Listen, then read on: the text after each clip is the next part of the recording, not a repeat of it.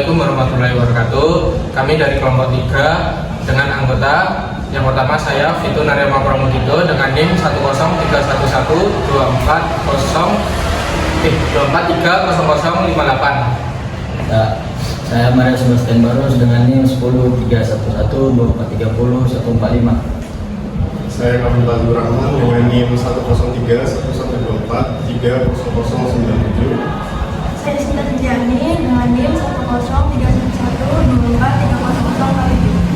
Oke, di sini kami akan mewawancarai mahasiswa-mahasiswi sekitaran kampus TU Purwokerto. Assalamualaikum warahmatullahi wabarakatuh. Di sini saya akan mewawancarai seorang narasumber tentang bullying. Oke Mas, dengan siapa? Oke, selamat siang semuanya, selamat pagi dimanapun kalian berada. Perkenalkan, nama saya Remus Ariel Abbas. Saya dari program studi S1 Data dengan NIM 10313243021. Oke Mas, pertanyaan pertama, apa sih yang Masnya ketahui tentang bullying itu? Oke, yang saya ketahui sejauh ini tentang bullying atau perundungan itu, bullying itu adalah sesuatu tindakan agresif yang bisa saja menjatuhkan, merendahkan, atau mendominasi orang lain. Nah, bullying itu bisa saja terjadi baik psikis maupun fisik. Contohnya adalah mencubit, merendahkan orang lain, dan sebagainya gitu. Oke, lanjut ke pertanyaan kedua. Bagaimana sih cara kebijakan anti-bullying dalam melindungi masyarakat? Pada dasarnya bullying itu lebih ke pribadi masing-masing orang sih. Biasanya bullying itu dapat diajarkan dari jenis, misal dari orang tua.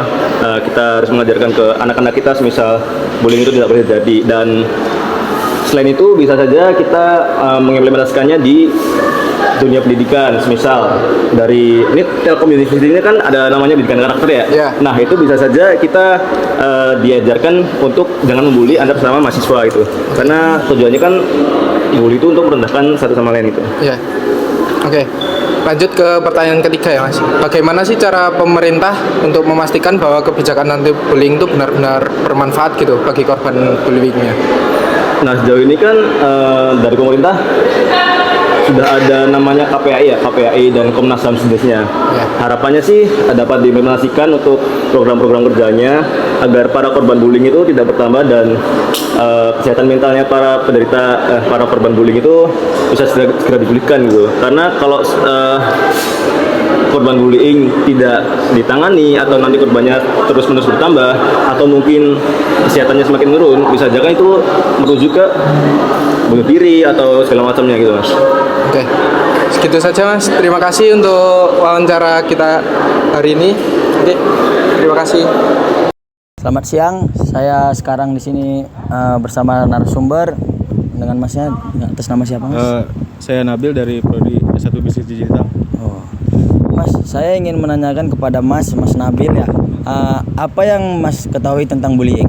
Bullying salah satu fenomena yang cukup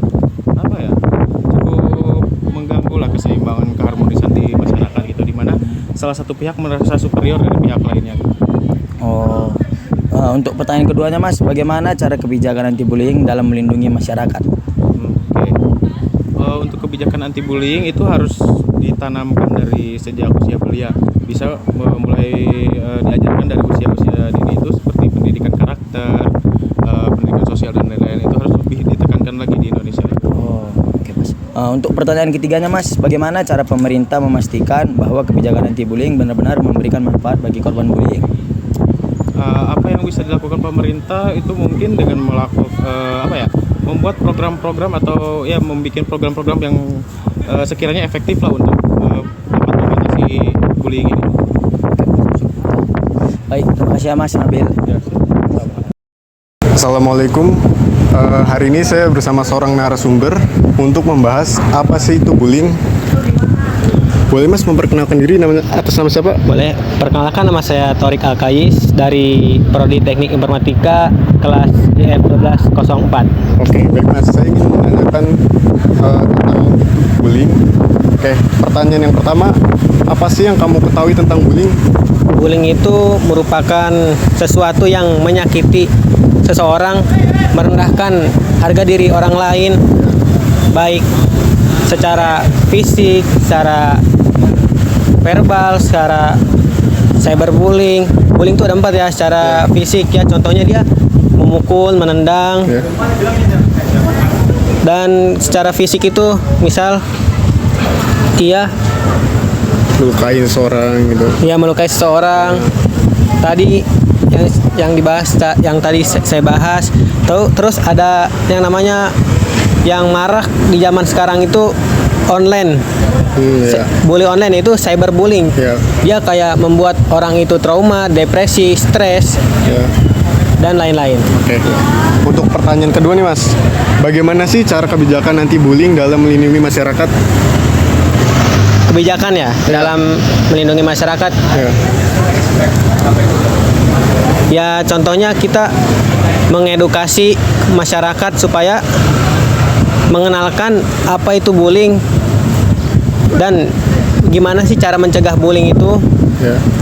Bisa kita beritahu kepada guru-guru atau ibu bapak kita, memberitahu kepada anak-anaknya supaya tidak membuli seorang atau merendahkan seseorang secara berulang-ulang. Oke.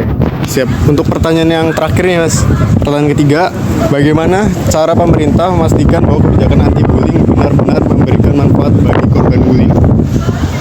Ya contohnya di sekolah atau di sekolah SD, SMP, SMA, guru-guru atau wakasek yang pengurus-pengurus yang ada di sekolah itu supaya melakukan penjagaan atau pemantauan kepada murid-muridnya yang melakukan bully secara berlebihan atau bercanda yang berlebihan, dan adanya bimbingan konseling.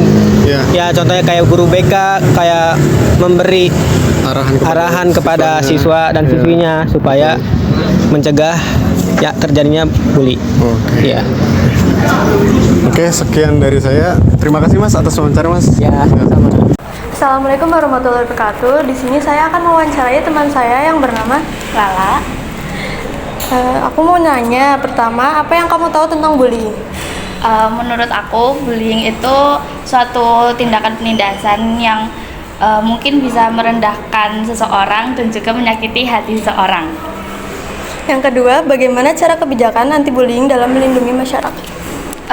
Itu bisa dilakukan dengan cara mungkin memberikan sosialisasi atau edukasi juga, terus juga mungkin pembicaraan secara face to face gitu. Nah, yang ketiga, menurutmu bagaimana cara pemerintah memastikan bahwa kebijakan anti bullying benar-benar memberikan manfaat bagi korban bullying itu? Itu juga bisa dilakukan dengan cara mungkin monitoring di semua kalangan, terus juga mungkin melakukan sosialisasi juga sih. Oke, terima kasih. Ya. Terima kasih. Sekian dari kelompok kami. Wassalamualaikum warahmatullahi wabarakatuh.